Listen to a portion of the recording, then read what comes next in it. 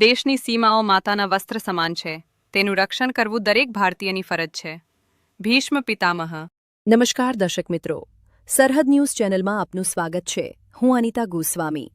હવે જોઈએ સમાચાર વિસ્તારથી.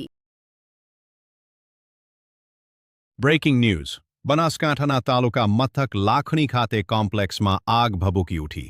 આગ એટલી ભયાનક હતી કે જોત જોતામાં ઉપરના ભાગમાં ફેલાઈ ગઈ હતી, જ્યારે નીચેના ભાગે આવેલ દુકાનદારોના જીવ પડીકે બંધાયા. આગ કયા કારણોસર લાગી તે જાણી શકાયું નથી.